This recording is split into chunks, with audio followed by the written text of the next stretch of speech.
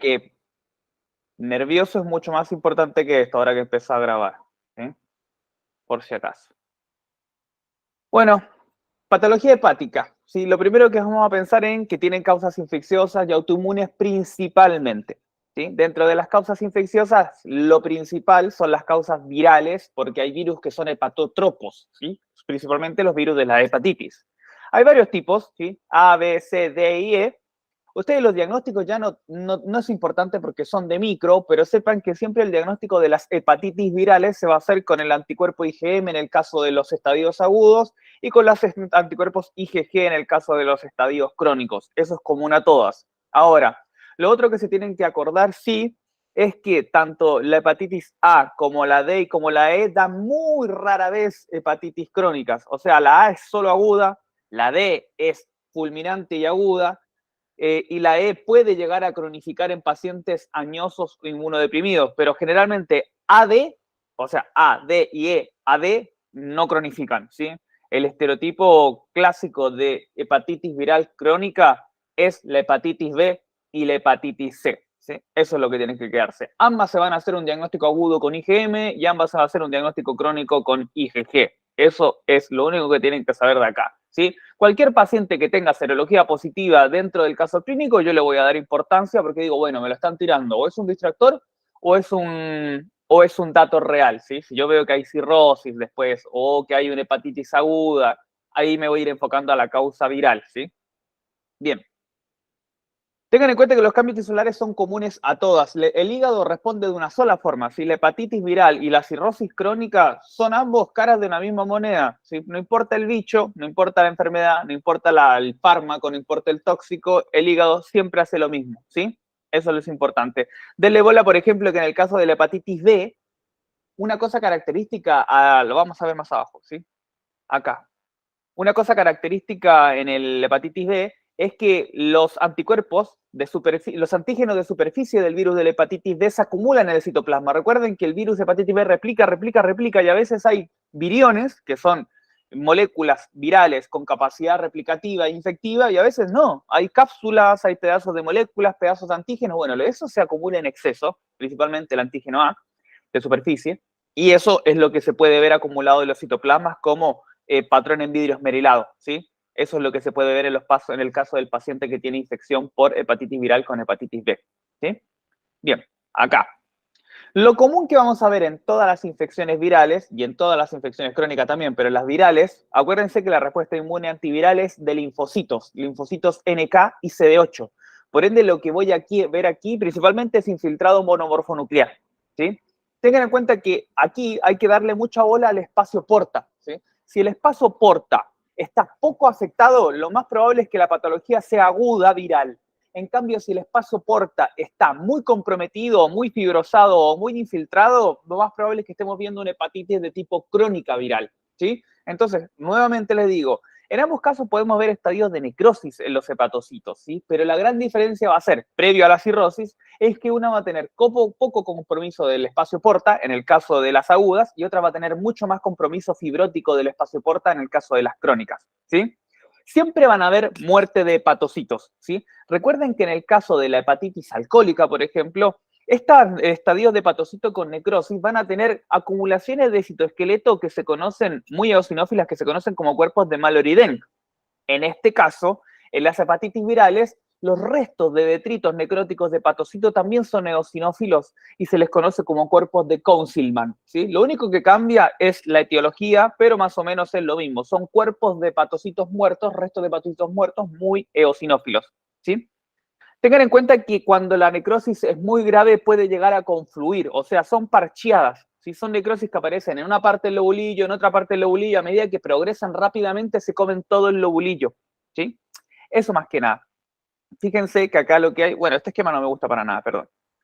Acá lo que vamos a ver es principalmente a partir de los espacios porta, vamos a ver estados de balonización. Balonización es cuando ya el hepatocito está muerto, pero está a punto de reventarse, ¿sí? Por eso se agranda, porque no tiene energía, se dematiza, ¿sí? Eso es una lesión de tipo reversible y luego se revienta porque ya no tiene más energía y entra una lesión irreversible que es la necrosis inflamatoria, ¿sí? Tengan en cuenta que toda esta inflamación genera, esto ya lo saben de Pato 1, una quimiotaxis de macrófagos y una activación de las células estrelladas o células de hito, lo que van a generar el proceso fibrótico posterior que se va a dar en la cronicidad, ¿sí? Acá vamos a ver imágenes, los famosos cuerpos de Councilman, que son estos espacios muy eosinófilos, que son hepatocitos necróticos. Acá se ve más claro, ¿sí? Esto es un cuerpo de Councilman, no es un núcleo, no es tan basófilo como el núcleo que está al lado, ¿sí? Acá fíjense que hay lesión reversible, ¿sí? Hay citoesteatosis de los hepatocitos que también están sufriendo daño, lesión reversible. Y este es un esquema donde se ve todo un poco junto, ¿sí? Mucho infiltrado, algunas áreas de necrosis con hepatocitos que no tienen núcleo, ¿sí? Cuerpos de Councilman, hiperplasia de las células de Kupfer, que son los macrófagos, y algunas también van a tener activación de las células estrellas de hito, que recuerden, es lo que posteriormente va a generar la cicatriz y la cirrosis y la necrosis persiste y la inflamación persiste, ¿sí? Fíjense que todas estas áreas más eosinófilas que están acá son áreas de necrosis hepática confluente, ¿sí? Recuerden esto, siempre son parches de necrosis en el lobulillo hepático con poco compromiso fibroso del espacio porta, ¿sí? Eso es agudo, todas las hepatitis virales pueden dar un cuadro agudo, pero principalmente hepatitis A, D y E, ¿sí? ¿Quedó claro más o menos eso de las hepatitis agudas? Sí, sí. Bien, es re simple y se pregunta a la nada misma, además, así que tampoco le den mucha bola. La crónica, ya somos más amigos de la crónica porque la crónica es clásicamente la cirrosis o la fibrosis. Y un estadio previo de la cirrosis es el estadio de fibrosis. Ya finalmente después es cirrosis, ¿sí? Nuevamente tenemos un rico infiltrado monomorfonuclear. Podemos tener áreas de necrosis parcheada como la hepatitis aguda. Recordemos que las hepatitis virales están constantemente destruyendo hepatocitos, entonces las áreas de necrosis nunca dejan de estar. Pero estas constantes reagudizaciones se convierten en un proceso crónico. Y tarde o temprano, habíamos dicho que en lo agudo, el espacio porta casi no tenía compromiso de fibrosis. En este caso, sí va a haber fibrosis y rico infiltrado monomorfonuclear en la parte del espacio porta. Y esa fibrosis va a empezar a progresar y va a ir a través del tabique hacia otro espacio porta y hacia otro espacio porta y hacia otro espacio porta. O sea, el problema que tenemos acá es que la fibrosis es lo que perdí el control del power, del diapo, de la diapo. No me hace zoom. Ahí. Vamos a tener progresivamente una cirrosis, una fibrosis de esta área del espacio porta y luego la fibrosis va a ir caminando por los tabiques del sinusoide hacia otro espacio porta, progresivamente, ¿sí? Acá en la cronicidad, hepatitis B, recuerden siempre, vidrio esmerilado, hepatitis B de vidrio, ¿sí? Vidrio esmerilado son los antígenos de superficie que se acumulan en el citoplasma del hepatocito, ¿sí? Y en la hepatitis C es muy rica la respuesta de células linfoides, pudiendo llegar a tener inclusive folículos linfoides en la hepatitis C. Entonces, para hacer una mnemotecnia, tienen que pensar que hepatitis B, B de vidrio, ¿sí? Vidrio esmerilado, y van a ver hepatitis C, C de células plasmáticas o centros germinales, ¿sí? Que pueden llegar a ver en el hepatocito y en el hígado, ¿sí? Fíjense acá, esto es de hepatitis B. Este es el aspecto de vidrio esmerilado. Fíjense estas áreas así como de vidrio deslustrado también les dicen, ¿sí? Son todos antígenos de superficie de hepatitis B que están acumulándose en el citoplasma de este hepatocito. Vidrio esmerilado, aquí Fran les puso una imagen de un vidrio esmerilado. Y acá también las estoy viendo, pero si yo los marcara los antígenos de superficie con inmunohistoquímica, acá quedan ya más claros cuáles son y en dónde están, ¿sí? Esto es todo antígeno de superficie. ¿Bien? ¿Se entendió más o menos eso de la parte de la hepatitis infecciosa? Lo que tienen que tener en cuenta es que cuando es aguda no hay compromiso del espacio porta, en ambos hay áreas de necrosis. Cuando es crónica hay compromiso del espacio porta con fibrosis, que puede progresar hasta una cirrosis completa, y que la hepatitis B, que es la principalmente que da cronicidad, va a tener este aspecto de vidrio esmerilado por los antígenos de superficie, y la hepatitis C va a tener un rico infiltrado monomorfo, pudiendo llegar inclusive a tener centros germinales dentro del hígado. ¿Bien? ¿Hasta ahí vamos bien? Sí, sí, vamos bien.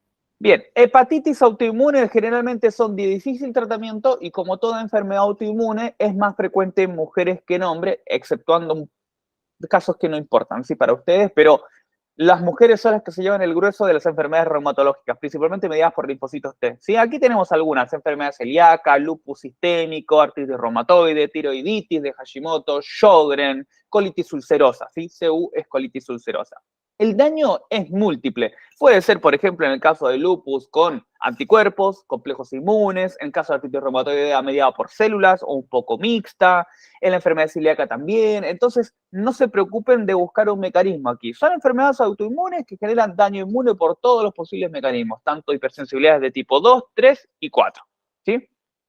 Lo importante sí es que se den cuenta que, bien, tengo el mouse, es que la sangre, yo voy a tener en cuenta para determinar una hepatitis autoinmune, voy a tratar de marcar algunos antígenos y algunos anticuerpos, ¿sí? Los ANA son muy poco específicos, ya lo saben. Los SMA son un poco más específicos y los AMA, que son antimitocondria, sí son más específicos y anti-SLA. Estos cuatro en su conjunto, yo les diría que le diera más bola a los anti-SLA, que son como los que hacen la diferencia, porque esto lo puedo encontrar en colagitis esclerosante, esto lo pueden encontrar en otros, en cirrosis biliar primaria, en un montón de enfermedades reumatológicas. En cambio, el SLA es más específico, es la que da principalmente las hepatitis, la que está relacionada principalmente a las hepatitis autoinmunes del adulto, ¿sí? En cambio, ALKM y ACL son más de niños, ¿sí? Lo único que sepan es ACL para mí. ACL y anti-SLA son para mí los dos más determinantes a la hora de hablar de una hepatitis autoinmune del adulto o del niño. Nuevamente, ¿esto se ha preguntado alguna vez? No, pero bueno, acá se los damos, ¿sí?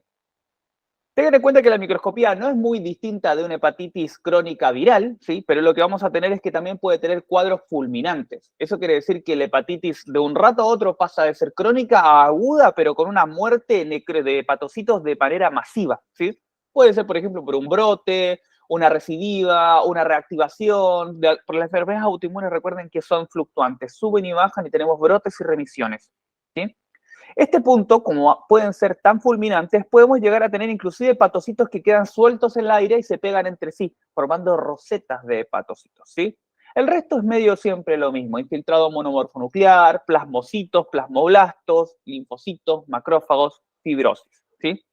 Lo que les quiero mostrar en esta imagen es que aquí al centro hay un acúmulo de plasmocitos y linfocitos que productores de anticuerpos en el hepatocito, y algunos hepatocitos están muertos, acá hay áreas de necrosis donde no hay núcleo, con eosinofilia aumentada, ¿sí? Y algunos hepatocitos están con lesión reversible, como estos que están acá, más citoesteatóxicos, ¿sí? Eso es todo. Entonces, para las hepatitis autoinmunes, acuérdense principalmente del anti-SLA como marcador de anticuerpo antiinmune del adulto, el ACL1 en niños. Piensen que prácticamente cualquier enfermedad autoinmune puede generar un compromiso en el hígado, ¿sí? Tanto crónico como agudo, porque se puede reactivar y volver fulminante, y que se pueden ver estas rosetas de hepatocitos y que se puede ver mucho linfocito porque es propio de la enfermedad autoinmune. ¿Vamos bien hasta ahí? Sí, sí. Bien. Patología hepática. Aquí Fran dio solo neoplasias benignas, porque la verdad que malignas tenemos dos. Las más importantes son el carcinoma hepatocelular y la otra más importante es el hemangiosarcoma. Y el hemangiosarcoma es un tumor que ya se vio en circulatorio, así que de primer parcial, así que no se toma, ¿sí? Así que solo quedaría el carcinoma hepatocelular, que como les dije es un tumor que es muy obvio de diagnosticar porque tiene todas las causas de cirrosis, van a ser causas de carcinoma hepatocelular. Y a la microscopía se va a ver lo de siempre, hepatocitos atípicos con núcleos deformes, con citoplasmas deformes, entonces no hay mucho que hablar de eso, ¿sí? Bien, hiperplasia nodular focal, tengan en cuenta que son pequeños focos de replicación o de proliferación de hepatocitos, donde se van a ver un poquito más claro de lo normal a la macroscopía esas áreas de hígado, y siempre van a tener una cicatriz central, como un poquito de cicatriz estrellada, se les dice, ¿sí? Son como una estrellita central, ¿sí? Es esto, ¿sí? Una zona de hígado más clarita, fíjense que acá se ve el hígado normal, más rojizo. Acá tenemos esta hiperplasia focal, que es un área más pálida con una cicatriz central. Clásico de la hiperplasia focal. No tiene mayor revestimiento, no tiene ningún problema, no es una cuestión patológica grave, ¿sí? Lo mismo a la micro, ¿sí? Folículos que están hiperplásicos rodeados de áreas de cicatrices centrales, ¿sí? La hiperplasia nodular regenerativa, piensen en esto, es una respuesta adaptativa del hígado para reproducir las células que se perdieron por X razón. Por ende, va a ser parecida a la cirrosis, pero sin fibrosis. Así de simple. Acuérdense que la cirrosis es la vía final de toda noxa crónica sobre el hígado y que se caracteriza por tener nódulos de regeneración, que son iguales a estos que están acá en la hiperplasia nodular regenerativa, porque se llaman nódulos de regeneración justamente, pero además se va a sumar en la cirrosis, los tabiques fibrosos y la distorsión histoarquitectónica. Esto no tiene esas últimas dos, no tiene ni distorsión ni tabiques fibrosos, porque no es un proceso inflamatorio crónico, simplemente la regeneración de hepatocitos por la pérdida de múltiples razones no inflamatorias, ¿sí? Neoplasias benignas hepáticas, lo que tienen que saber como dato choice es que la neoplasia benigna hepática más frecuente no es del parénquima hepático, sino de los vasos sanguíneos hepáticos, que son los hemangiomas. Los hemangiomas cavernosos quiere decir que son como intrincados, como que tienen espacios sinusoidales, son muy comunes, inclusive yo he llegado a verlo en cirugías de colecistitis, por ejemplo, vos vas a sacar una vesícula y ya ves que el hígado tiene una sobrelevación rojiza. El único problema que revisten estos hemangiomas es que si vos lo llegás a pinchar durante una cirugía, se convierte en una complicación porque sangran mucho, ¿sí? Pueden llegar a aparecer malformaciones arteriovenosas, pero son hemangiomas, ¿sí? Ahora, del parénquima hepático, que es lo que nos trae acá, son los adenomas hepatocelulares, básicamente, ¿sí? El riesgo de malignizar de los adenomas hepatocelulares es variable, pero nunca es alto realmente. Recuerden, todo lo que es maligno nace maligno y lo que es benigno nace benigno. Eso es mantra, se mantiene acá, ¿sí? Ahora, hay cierta relación con los anticonceptivos orales y lo vamos a ver que algunos son. Por ejemplo, existen tres tipos de adenomas hepatocelulares. Uno que tiene mutación del gen HFN1, ¿sí? Que son lo más frecuente y que tienen un aspecto graso y tienen casi nulo riesgo de malignizar, ¿sí? O sea, el más frecuente es el más bonito. Una manchita palidita, un adenoma hepatocelular con muchos lípidos, punto, ¿sí? Una mutación de HNF. Ahora, por el otro lado, el segundo más frecuente es el paciente que tiene mutación del gen de catenina y este es el que está asociado al consumo de anticonceptivos orales, ¿sí? A diferencia del otro, que es el más frecuente, que es el de mutación de HNF1, este no es único, es múltiple, ¿sí? Pero aún así, el riesgo de malignización se mantiene bajo, ¿sí? Por otro lado, los adenomas inflamatorios, que son reactivos, por ejemplo, a ciertas infecciones virales o a la citoestatosis por alcoholismo o la cirrosis alcohólica, sí tienen un poquito más de riesgo de malignizar. Es baja, pero es más alta que las otras dos, ¿sí? Lo que pasa aquí es que toda esta inflamación crónica, ya sea por alcohol o por hepatitis no alcohólica, por ejemplo, van a generar mutaciones en el gen del JAK-STAT, ¿sí? Si yo quisiera darle como ciertas causas a estos tres tipos de adenomas, las causas más frecuentes, la más frecuente del carcinoma, del adenoma hepatocelular con mutación de HNF1 es idiopática, ¿sí? La de la activación de betacanerina, conceptivos orales, anticonceptivos orales. Y lo de los inflamatorios, la hepatitis no alcohólica, ¿sí? Esos serían como hepatitis no alcohólica, ojo, dije no alcohólica, no la del alcohol. La que no es alcohólica, esa es la más frecuente. Serían como causas más frecuentes de adenomas hepatocelulares, ¿sí? Bien, acá lo podemos ver, ¿sí? Es un adenoma, una lesión circunscrita, no muy hemorrágica, ¿sí? Obviamente son muy vascularizadas, por eso pueden llegar a tener esa coloración roja, ¿sí? ¿Se entendió más o menos los adenomas? Tampoco Sí. se preguntan casi nada, ¿sí? Pero se los dejo ahí. Sí, patología biliar intrahepática, esto tiene que ver más que nada con enfermedades autoinmunes, ¿sí? Acá vamos a ver principalmente la colangitis esclerosante primaria y la cirrosis biliar primaria, ¿sí? Tengan en cuenta que la colangitis esclerosante primaria tiene que ver, colangitis viene de los ductos biliares, ¿sí? En este caso los ductos biliares dentro del hígado, ¿sí? Aquí va a haber inflamación de los ductos biliares y fibrosis de los ductos biliares. Pero esta fibrosis de los ductos biliares va a ser como intermitente, entonces en algún lugar vamos a tener una pelota de cicatriz, después no, después sí, después no, después sí, después no. Y eso es lo que se le conoce como patrón en rosario, ¿sí? Porque son como áreas que están cirróticas, como una pelotita de rosario, como el rosario para rezar, y después no, y después sí, después no. Entonces se le dice ese patrón en rosario, ¿sí? Tiene una asociación con colitis ulcerosa, ¿sí? Y también con enfermedad de Crohn, porque lo que pasa aquí es que este proceso inflamatorio se genera porque como estas enfermedades que están en el colon, acá abajo, la colitis ulcerosa y la enfermedad de Crohn, generan tanta liberación de citoquinas, que estas citoquinas como que terminan a circular entre esa circulación enterohepática, comienzan a generar como una, como que empiezan a cocinar las vías biliares, ¿entiendes? La inflamación crónica genera fibrosis porque el exceso de inflamación termina fibrosando y inflamando estos ductos biliares. Simplemente imaginen esto como que abajo en la zona de los intestinos, en el colon, en el Crohn y la colitis ulcerosa, es como que hay una olla hirviendo y eso termina cocinando las vías biliares arriba en el hígado. Piénsenlo así. Y que el calor en realidad son citoquinas. ¿Sí? Para hacer el diagnóstico voy a ocupar anticuerpos antimúsculo liso, eso es lo más específico para mí de los que están acá, y un PANCA y un ANCA no me interesa porque son re poco específicos, pero de músculo liso me gustaría más, ¿sí? Tengan en cuenta que, como todo lo crónico, tiene un infiltrado linfocítico, atrofia de los ductos y fibrosis de los ductos. Recuerden que estos ductos se fibrosan tanto que pueden llegar a obliterarse, o sea, quedar sin luz. Y la fibrosis es una fibrosis que además de ser en cuentas, es en catáfilas de cebolla. O sea, cada cuentita es como que tiene una capa sobre la otra, ¿sí? Fin del asunto con cirrosis, colangitis esclerosante primaria. Cirrosis biliar primaria, lo mismo, relacionada a la autoinmunidad, ¿sí? Acá se destruyen también las vías biliares intempáticas, pero está asociado no a colitis ulcerosa ni a Crohn, sino a enfermedades autoinmunes más sistémicas, ¿sí? Celíaca, sí, artritis reumatoide, Sjögren, esclerodermia, las de siempre, las de pato 1 de inmunopatología, ¿sí?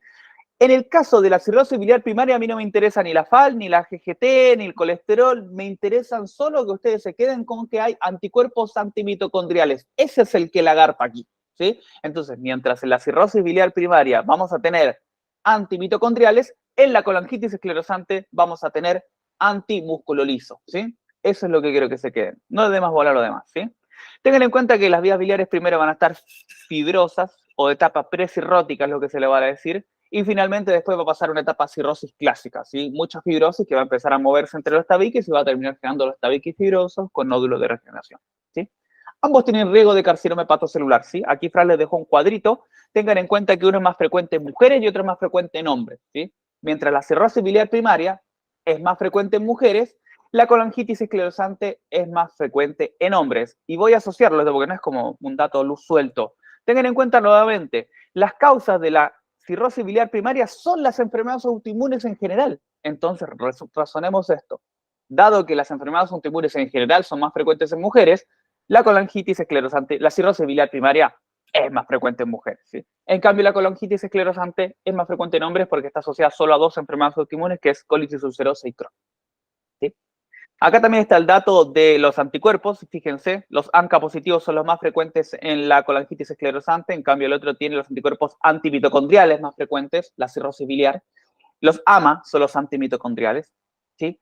Y fíjense que acá están las lesiones en cualquier... Acá, en la cirrosis biliar primaria están las lesiones que son ductales y en el otro son conductos que son como en rosarios, ¿sí? Son los rosarios esclerosantes. Acá están. Fibrosis, ¿dónde están los rosarios acá? No lo tiene definido.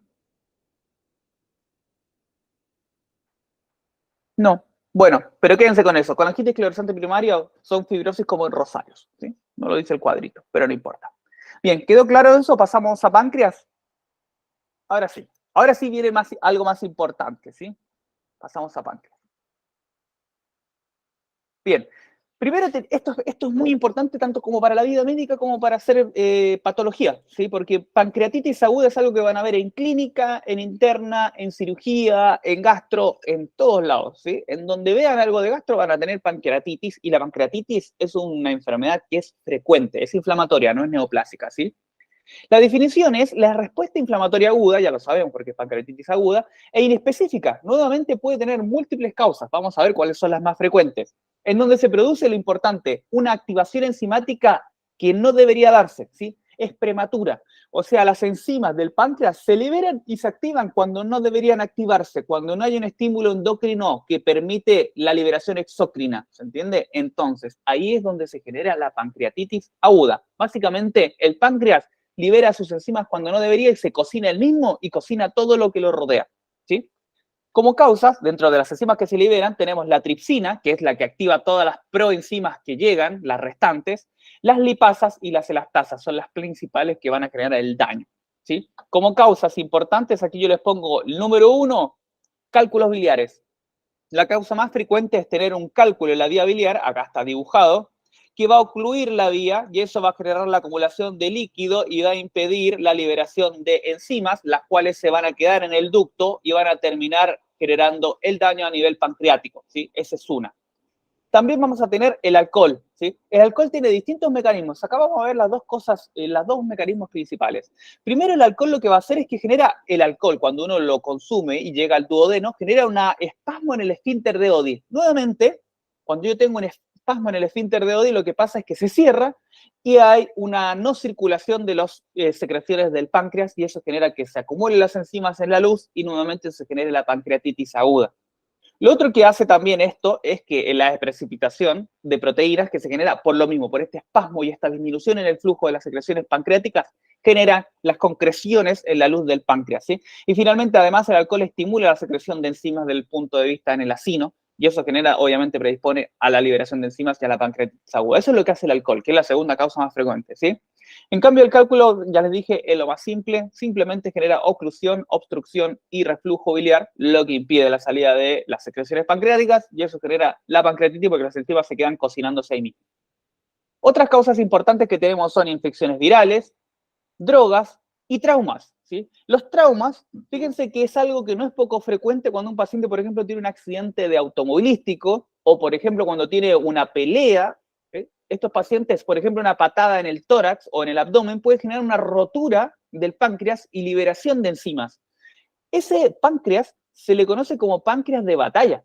Y de hecho, esta pancreatitis que se daba por traumas o por patadas de mula, por ejemplo, antiguamente, se diagnosticaba o se entendía en la guerra, porque los soldados tenían que pelear en lucha cuerpo a cuerpo y muchas veces estas batallas hacían que sufrieran golpes, culatazos, patadas, puños en la altura del páncreas y eso generaba que el páncreas se lesionara, ese trauma liberaba enzimas y esas enzimas pancreáticas no solo hacían daño local en el páncreas, sino que iban por tracto sanguíneo, por la circulación sanguínea y llegaban inclusive al pulmón.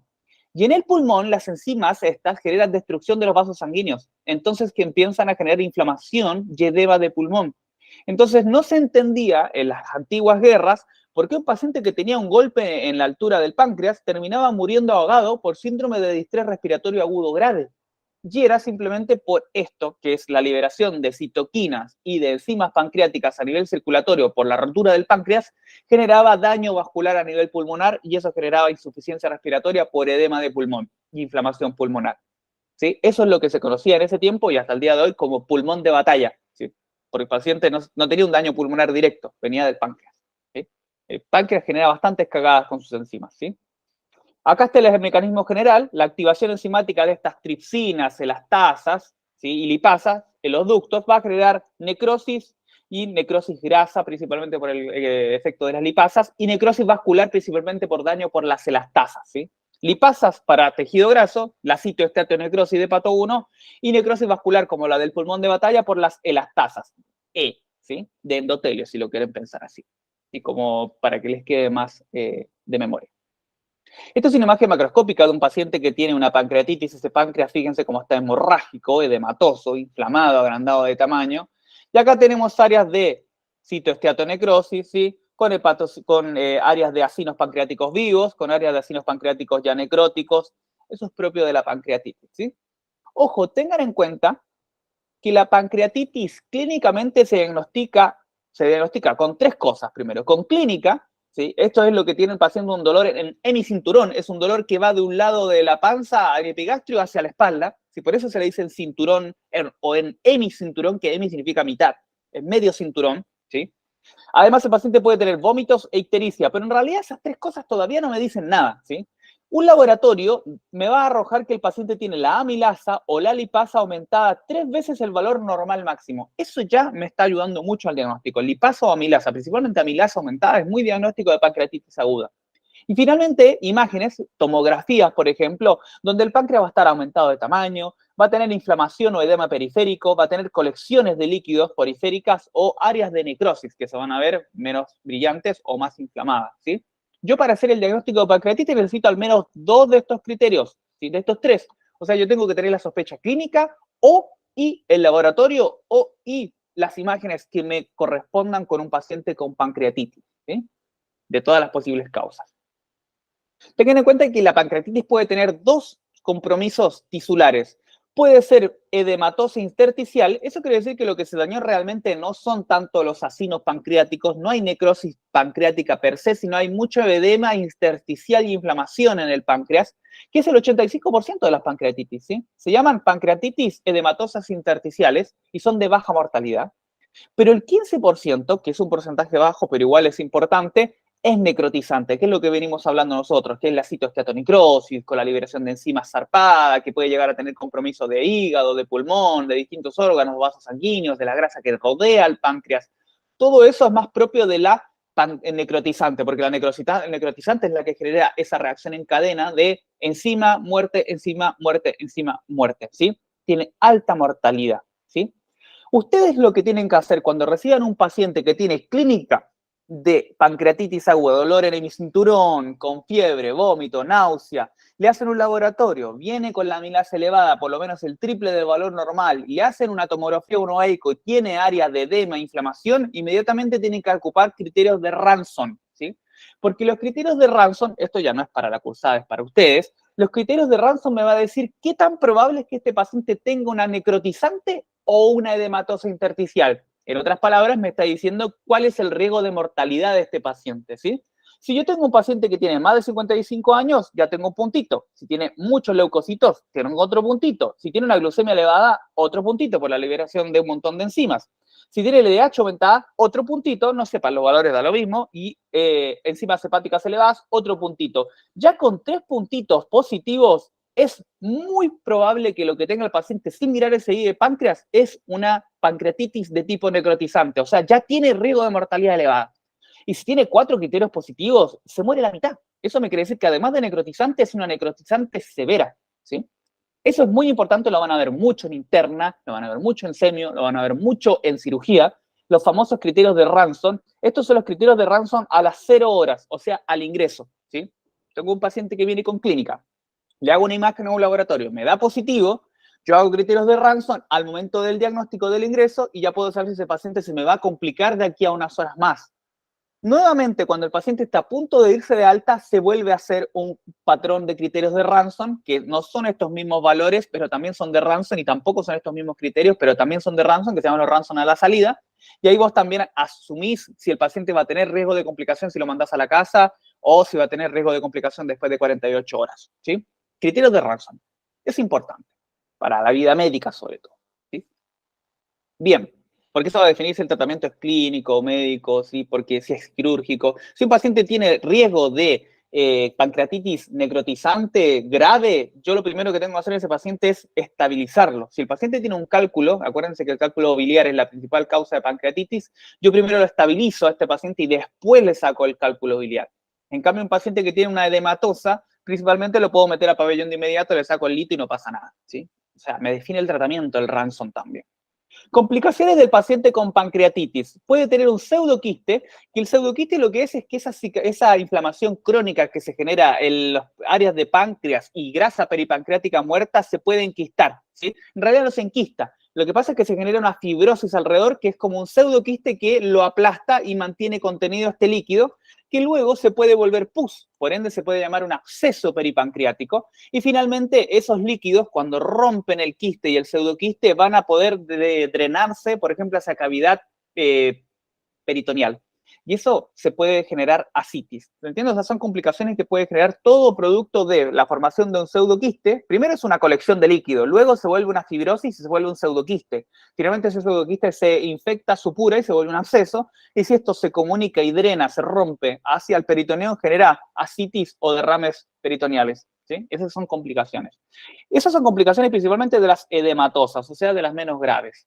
Complicaciones de las graves, de las necróticas, vamos a tener por la liberación de enzimas al torrente sanguíneo, por eso los pongo en rojo y el vasito, trombosis, por activación endotelial de las enzimas pancreáticas, síndrome de distrés respiratorio agudo, por la liberación de enzimas a nivel de los vasos pulmonares, el pulmón de batalla, y fenómenos de sepsis, ¿sí? El paciente puede tener shock y sepsis, porque si esto se infecta y se libera en el vaso sanguíneo, va a crear un estado inflamatorio sistémico, ¿sí? Esas son complicaciones de la pancreatitis aguda. ¿Se entendió más o menos pancreatitis aguda? Sí. Microscopía de pancreatitis aguda, chicos, es la de citoesteatonecrosis que ven en pato 1, así que no nos vamos a más detalle. Pancreatitis crónica es cuando la inflamación se da por mucho tiempo, más de 21 días, obviamente, ¿sí? Y ahí lo que pasa es que son tres cositas: fibrosis, dolor e insuficiencia pancreática. Eso quiere decir que el paciente le va a doler porque como se genera fibrosis, se empiezan a pinzar o se empiezan a piñiscar, a apretar los nervios. Entonces el paciente de los nervios pancreáticos va a tener dolor porque la fibrosis los va a tironear y los va a apretar, los va a pinzar. ¿Sí? El paciente va a tener fibrosis, propio de lo crónico, y va a tener también insuficiencia pancreática porque esas áreas de páncreas fibrosadas ya no van a funcionar más, tanto exócrino como endocrino. ¿Sí? Entonces vamos a poner acá en color rojo lo endocrino y en color azul lo exócrino. ¿Cuáles son las consecuencias? ¿Sí? Piensen acá. Tengo un páncreas, tengo la obstrucción de un lito, por ejemplo, que es una causa, se inflama agudamente y luego esto se vuelve crónico y se fibrosa. ¿Sí? Problemas por insuficiencia de páncreas exocrino, por ejemplo, fenómenos de malabsorción. ¿Sí? El paciente, al no tener sus enzimas lipasas, por ejemplo, para absorber grasa, vamos a tener un fenómeno de malabsorción. El paciente va a defecar ese exceso de grasa que no se absorbe, generando esteatorrea y pérdida de peso. ¿Sí? Por otro lado, el paciente tampoco va a absorber suficientes proteínas y va a tener hipoalbuminemia y va a tener ascitis. Y por otro lado, el déficit de absorción de vitaminas del complejo B, principalmente vitamina B12, va a generar anemias megaloblásticas. ¿Sí? Eso es todo producto de la insuficiencia pancreática. ¿Sí? Bien, exocrina. En el punto de vista endocrino, el paciente claramente va a tener diabetes. ¿Sí? Puede tener una diabetes secundaria a este fenómeno, ¿sí? Y el dolor tiene que ver con el pinzamiento nervioso, ¿sí? Aquí tienen un dibujito. El dolor es por el pinzamiento nervioso, ¿sí? Hay calcificaciones también. Estas son las fibrosis que se generan en el parénquima pancreático. ¿Sí? Causas más frecuentes de pancreatitis crónica, idiopática, la principal causa, el alcoholismo nuevamente, porque el alcoholismo siempre va a estar presente tanto en lo agudo como en lo crónico, la fibrosis quística, recuerden que es un trastorno genético con los canales de cloro, entonces tarde o temprano estos canales de cloro terminan generando que los ductos se ocluyan, generando problemas crónicos. Las autoinmunes, cualquiera, las que se les ocurran, y enfermedades hereditarias, porque hay pacientes que tienen pancreatitis todo el tiempo, desde el punto de vista genético, heredan esa cualidad de ser siempre pancreatitis al punto de que se terminan volviendo crónicas. ¿Sí? Aquí tenemos un paciente que tiene estas calcificaciones propias de la pancreatitis crónica, ¿sí? Y acá, si nos preguntamos qué es lo que se ve a la microscopía en la pancreatitis crónica, son fibrosis, en esta F, área de fibrosis, y los ductos que están todos atróficos, ¿sí? Prácticamente yo puedo decir lo mismo de cualquier órgano crónicamente dañado, que va a haber fibrosis y atrofia, ¿sí? Eso es lo que pasa. Vamos a ir a los tumores de páncreas, que creo que es una de las cosas muy importantes también. Tengan en cuenta, acá les pongo un mapita conceptual de patología de las prevalencias de los tumores. Y fíjense que en verde son los benignos. Y además, en verde son los quísticos. Entonces ya tenemos una correlación importante. Casi el 90% de las neoplasias quísticas, o sea, con forma de quiste, de espacio cerrado hueco, son benignas. En cambio, toda la población de tumores malignos es de características sólidas. Entonces, cuando yo hago una ecografía o una tomografía en un paciente que tiene una masa en el páncreas, si la masa es quística, con mucha frecuencia va a ser benigna. Si la masa es sólida, con mucha frecuencia va a ser maligna, ¿sí? Eso es lo que se tiene que quedar como un concepto muy importante, ¿sí? Dentro de las neoplasias quísticas o benignas vamos a tener neoplasias mucinosas, como cistoadenomas mucinosos, neoplasias serosas, como cistoadenomas serosos, y también vamos a tener neoplasias benignas intraductales, ¿sí? Pero ojo, las intraductales pueden tener cierto riesgo de malignizar, ¿sí? Estas no están en el acino propiamente dicho, por ejemplo, produciendo moco o produciendo un líquido seroso, sino que van a estar en el ducto, ¿sí? Pueden estar en el ducto de la rama principal o en un ducto de una rama secundaria, ¿sí? Después vamos a ver eso. Y ahora, de los malignos, lo que tenemos que dar cuenta es que el 85% es un solo tipo, el adenocarcinoma ductal infiltrante, ¿sí? Vamos a verlo. Otro importante es el adenocarcinoma acinar, y finalmente después tenemos el hepatoblastoma o el pancreatoblastoma, eso, el pancreatoblastoma, que sería el otro tumor maligno. O sea, yo los voy a marcar acá en rojo los que son malignos. El carcinoma acinar, el pancreatoblastoma y el adenocarcinoma ductal. Obviamente el que se lleva todo por goleada de los malignos sólidos, porque son todos malignos sólidos, es el carcinoma ductal de páncreas, ¿sí? Bien. Neoplasias quísticas benignas, ¿sí? Acuérdense que las neoplasias quísticas son principalmente benignas. Aquí tenemos un quiste, al pedo, porque no es neoplásico, un pseudoquiste, que no al pedo, no es neoplásico, es de páncreas, de pancreatitis y complicación, pero acá sí ya tenemos las lesiones quísticas neoplásicas. Fíjense que acá tenemos el cistoadenoma seroso. Y fíjense que la característica que tiene el cistoadenoma seroso es que parece una naranja. Tiene forma de naranja, ¿sí? Eso es clásico del cistoadenoma seroso. En cambio, el cistoadenoma mucinoso no tiene una forma particular. Es un quiste con tabiques y punto, ¿sí? Pero acuérdense del signo de la naranja, porque eso es muy característico del cistoadenoma seroso, ¿sí?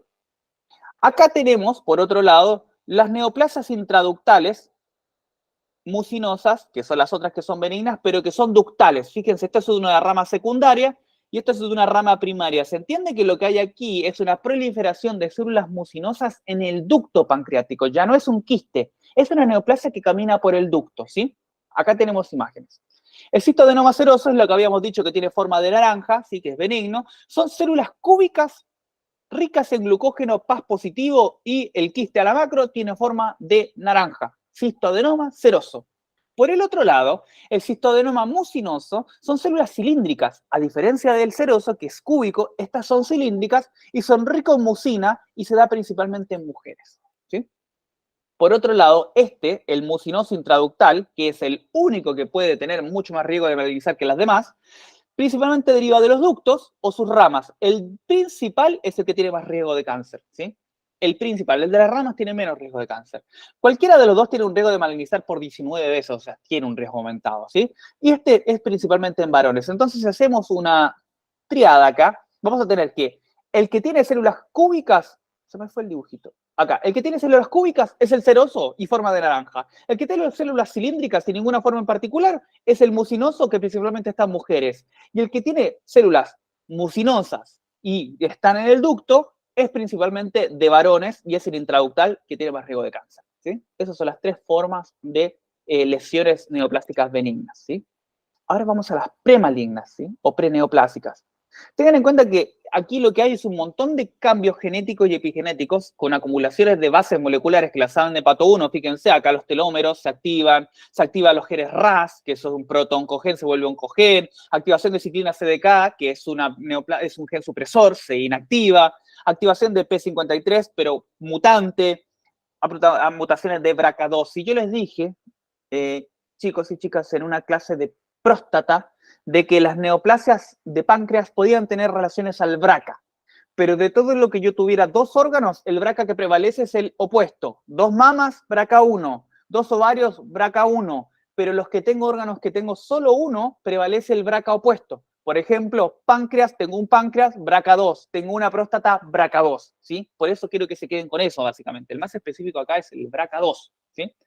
Voy a tener neoplasias intraepiteliales, neoplasia intraepitelial de tipo 1, tipo 2, tipo 3 y luego invasivo. No quiero que sepan nada más que eso porque es lo único que tienen que saber. Existen lesiones premalignas y son estas lesiones intraepiteliales que luego se vuelven invasivas, ¿sí? Luego, lo que queda es progresar al carcinoma de páncreas, ¿sí? El principal y el más frecuente, recuerden que son todos sólidos, es el adenocarcinoma ductal infiltrante, o sea, es un carcinoma de los ductos. Recuerden que nosotros tenemos ducto y glándula, o el acino. Bueno, de los ductos es el más frecuente, ¿sí? Parecido a mama, es el más frecuente. El segundo más frecuente es el adenocarcinoma acinar, ya de la glándula, ¿sí? Que sería como el lobulillar de mama, ¿sí? O sea, en este caso tengo un ductal de mama, acá tengo un ductal infiltrante de páncreas, y en la mama tengo un lobulillar de mama y acá tengo un adenocarcinoma acinar de páncreas. Serían como hermanitos, ¿sí?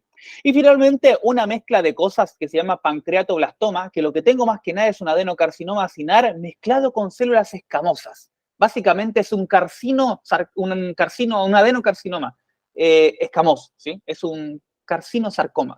No me acuerdo cómo se llama. Tiene un nombre eso, pero es una mezcla de carcinoma escamoso y adenomatoso, ¿sí? La clínica general de esto es ictericia, dolor y tumor, pero no siempre tiene relación con todos. Por ejemplo, si la neoplasia es de cabeza, el paciente va a tener oclusión de la vía biliar, por ende va a tener ictericias. Si el paciente tiene dolores, porque tiene oclusión del cuerpo, ¿sí? Y si el paciente tiene efecto de masa, es principalmente porque va a tener tumores de cola de páncreas, ¿sí? Esa es la clínica más frecuente. Vamos a ir con el más frecuente.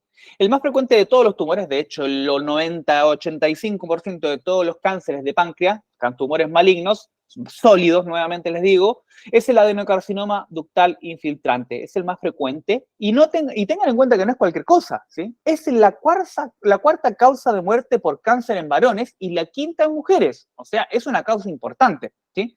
Es más frecuente, recuerden, si es la cuarta causa en varones, porque es más frecuente en varones añosos, y además lo malo que tiene, que es muy agresivo y que tiene diagnóstico tardío, ¿sí? Estos pacientes tienen una sobrevida de 20% a 5 años. Ese es un tumor recontra malo y de hecho puede llegar inclusive a ser del 2% al año, ¿sí? Si el tumor es muy agresivo, muy indiferenciado, un paciente varón añoso va a tener una sobrevida del 2% dentro de ese año. O sea, se mueren en meses, ¿sí?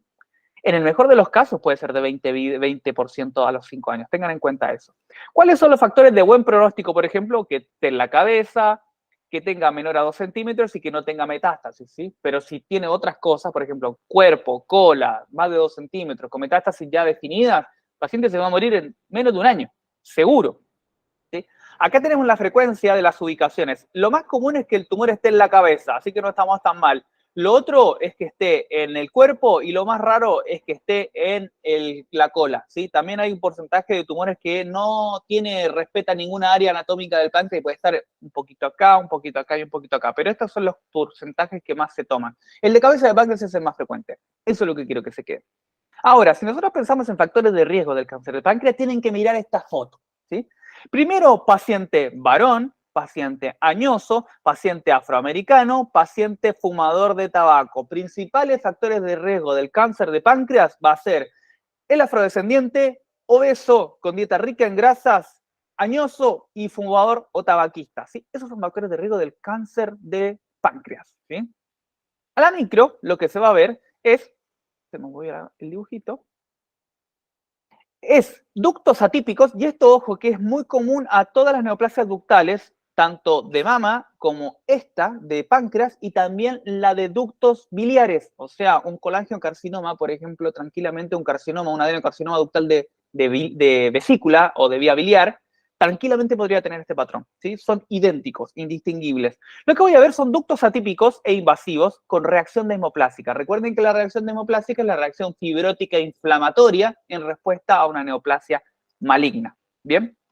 Pueden ser bien diferenciados, pobremente diferenciados o moderadamente diferenciados. Acá les tengo una fotito. Fíjense, este es un carcinoma, adenocarcinoma ductal infiltrante de páncreas bien diferenciado. Yo logro identificar las estructuras ductales invadiendo, ricos en reacción desmoplásica. Fíjense, acá hay un poco de fibrosis, pero con atipía, pseudoestratificación. Y acá yo tengo uno moderadamente, mucha más fibrosis y los ductos están mucho más anaplásicos, ya no los veo tan claros.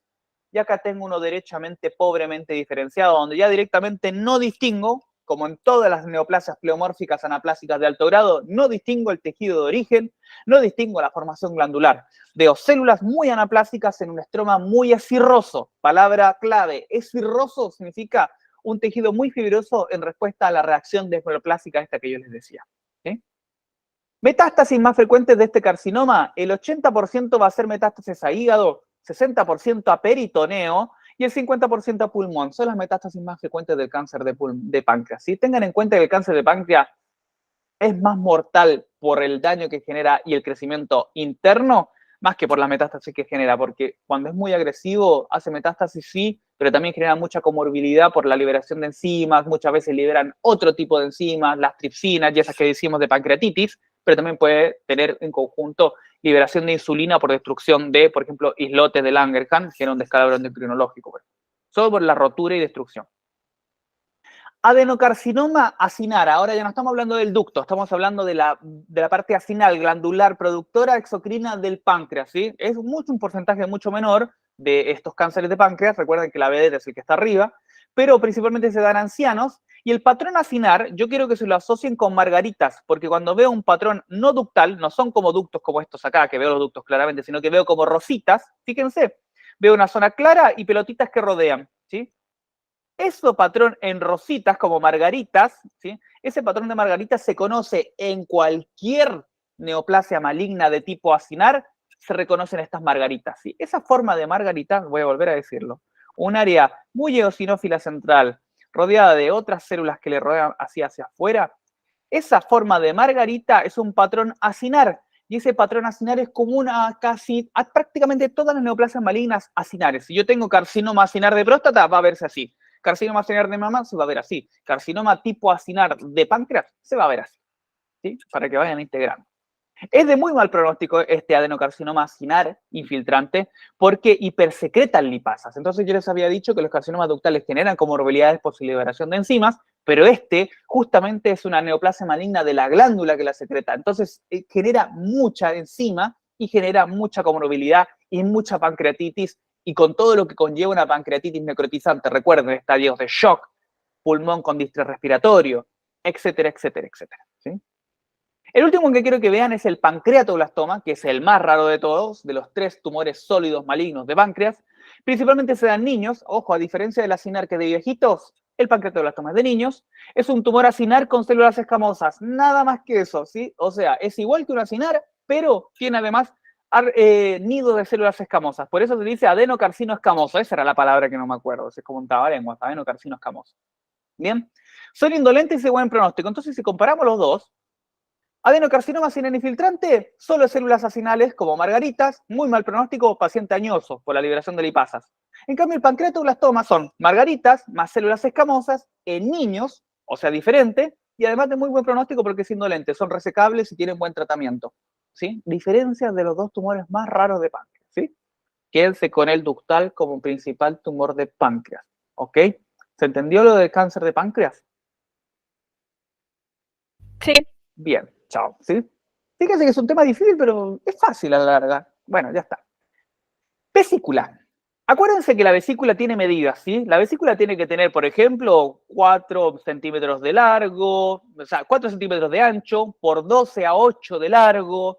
La pared de la vesícula no puede ser de más de 4 milímetros. Datos claves para hacer el diagnóstico de una colecistitis aguda. Colecistitis es la inflamación aguda de la vesícula biliar. Si alguno estudia cirugía o es clínico, va a ver esto, pero todos los putos días. La colecistitis es un cuadro recontra frecuente, casi como la apendicitis.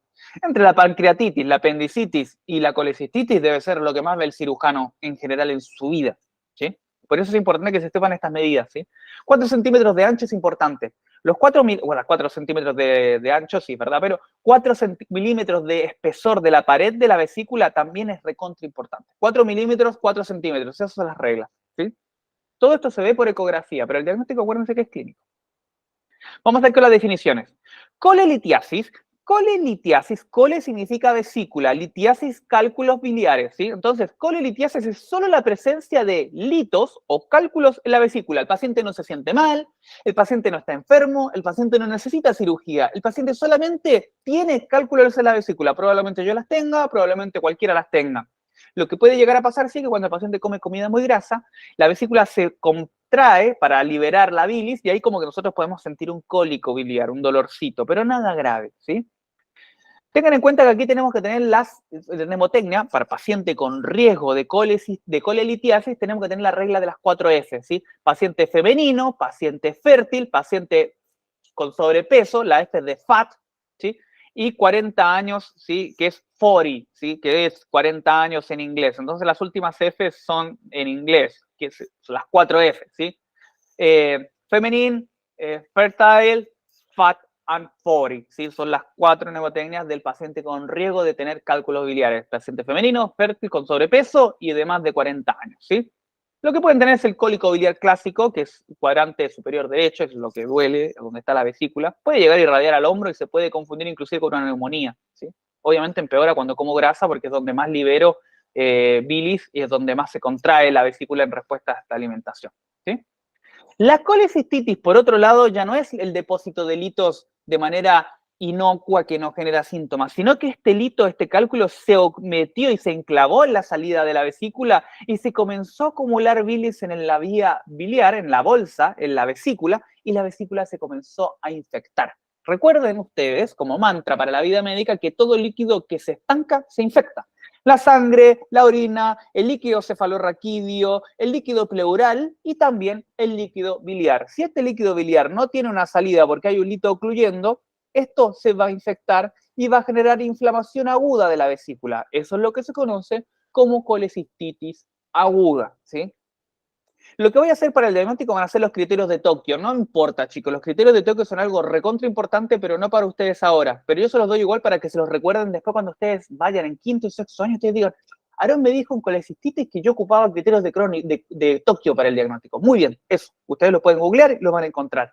Porque temas sueltos, yo puedo darle signos y síntomas sueltos, pero yo necesito algo concreto para hacer el diagnóstico y son los criterios de Tokio.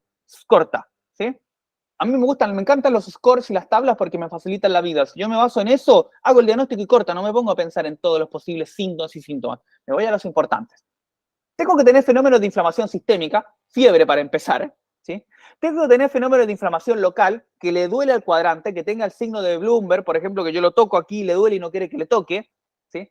Y además tiene que tener imágenes por ecografía, por ejemplo, donde se vea el cálculo o donde se vea el engrosamiento de la pared de la vesícula de más de 4 milímetros, por eso es importante, o el agrandamiento de más de 4 centímetros o de 8 centímetros de largo. O sea, por eso es importante saber las medidas de la vesícula, porque cuando el paciente tiene colecistitis, el espesor de la pared de la vesícula se ensancha por edema y necrosis de la pared de la vesícula y también agranda su tamaño por edema, va a tener edema perivesicular también, ¿sí? Y voy a ver el lito, claramente, ¿sí? Aunque existen colecistitis alitiásicas, la gran parte son con cálculos, con litos. Lito significa piedra en, creo que griego, latín, no sé. Pero para que sepan cuando digo lito, es lo mismo que diga cálculo, ¿sí? Criterios de Tokio, fíjense. Acá están los criterios de Tokio, no los tienen que saber, pero se los dejo. Signos de inflamación local, signo de Murphy, que le duele cuando la aprieto, masa o dolor en hipocondrio, o sea, yo eso lo siento, la masita o tiene defensa. Signos de inflamación sistémica, fiebre, elevación de la proteína C reactiva en el laboratorio y aumento de los glóbulos blancos, que es leucocitosis, propio de un fenómeno de inflamación sistémica. Y luego, criterio C, ecografía, encontrar o el cálculo o el engrosamiento de la pared o el agrandamiento de la vesícula en general, ¿sí? Ya cuando tengo, por ejemplo, los 3, A, B y C, el paciente tiene un diagnóstico definitivo, no me caliento la cabeza. Diagnostiqué una colecistitis aguda, ¿se entiende? Ya si solo tiene 2, es sospechoso. Pero es fácil verlo de esta forma porque así no se ponen a delirar para ningún lado. Con esto hacen diagnóstico. Ojo que los criterios de Tokio no los conoce mucha gente, ojo, y son recontra ocupados. El cirujano sí conoce los criterios de Tokio, pero el médico clínico medio que se los morfa y empieza a hacer diagnóstico con pavadas, ¿sí? Bien. Tercer punto, ya hablamos de los cálculos en la vesícula, tanto ocluyendo como no ocluyendo, colelitiasis y colecistitis aguda. Ahora vamos a hablar del cálculo o lito en la vía biliar.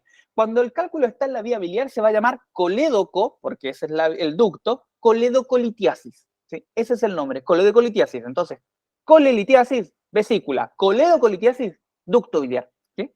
Para el diagnóstico voy a ocupar lo mismo que con la cistitis, criterios de Tokio, ¿sí? Va a haber inflamación, va a haber un signo ecográfico, va a haber inflamación aguda y crónica, o sea, aguda sistémica y local, ¿sí? Es lo mismo. La única diferencia es que en vez de yo ver la inflamación y el engrosamiento de la pared de la vesícula, voy a ver el engrosamiento en la vía biliar. Esa es la única diferencia. Edema periductal del colédoco y además engrosamiento de la pared del colédoco mayor a 6 milímetros. Con eso yo hago un diagnóstico de el paciente no tiene colecistitis, tiene coledocolitiasis, ¿sí? Finalmente, si este lito ocluye acá la vía biliar y llega un momento en que empieza a inflamar y a infectar todo este líquido, nuevamente el líquido que se estanca se infecta, el paciente primero va a tener una acumulación de bilis y de bilirrubina a nivel sistémico, porque el hígado que está acá arriba ya no la puede sacar para afuera porque está todo tapado y el paciente va a empezar a tener una ictericia severa, ¿sí? Va a tener los mismos síntomas de la coledocolitiasis, fiebre, signos ecográficos, pero además va a tener una fiebre mucho más elevada, va a tener mucho más dolor, mucho más ictericia y pudiendo llegar inclusive a estadio de shock. O sea, es mucho más grave la colangitis. Porque lo que me dice la colangitis es que ya se infectó y se inflamó la vía biliar zarpadamente, de manera muy agresiva y muy grave, ¿sí?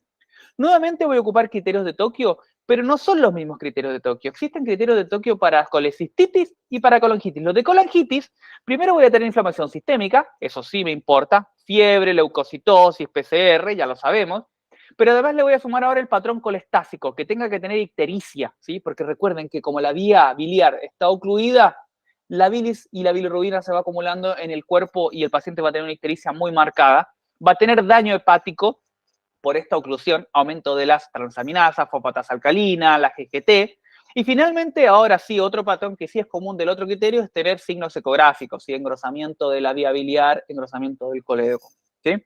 Acá lo importante es que la diferencia entre coledocolitiasis. Y colangitis básicamente es la inflamación y la infección y el compromiso sistémico en la colangitis. En cambio, la coledocolitiasis es más local, ¿sí?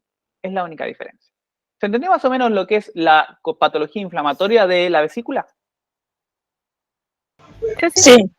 Aquí tengo algunas ecografías, por ejemplo. Miren, fíjense acá cómo yo puedo ver el lito acá. Bueno, ya tengo el signo ecográfico, ¿sí? Fíjense que el lito tiene sombra ecográfica. Eso quiere decir, ¿se ve esta zona más oscura? Es una zona más oscura que tiene porque hace sombra ecográfica. Yo sé que es sólido y es un lito eso, ¿sí? Lo mismo acá tengo barro biliar, ¿sí? Muchas veces lo que tapa la vesícula no es una piedra, sino como un barro de piedritas chiquitas, ¿sí? Por eso se dice barro biliar, ¿sí? Fíjense acá cómo está la pared engrosada. Ustedes lo pueden hacer esto. Ustedes están en una guardia, llega un paciente, le duele aquí, tiene náusea, vómito, le pido un laboratorio, da PCR aumentada, leucocitosis, hago la ecografía, le chanto la ecografía y veo el espesor de la pared, listo, diagnosticaron, llaman a la cirugía. Cirugía les dice, muy bien, doctores, diagnosticaron una colecistitis sin romperme los huevos y bajarme de quirófano, ¿sí? Así se hace. Bien, nuevamente acá esto es colangitis, ¿sí? Fíjense el espesor del ducto colédoco por la edema y la inflamación del colédoco, ¿sí? Bien, es una vesícula normal, toda verdecita, bonita, ¿sí?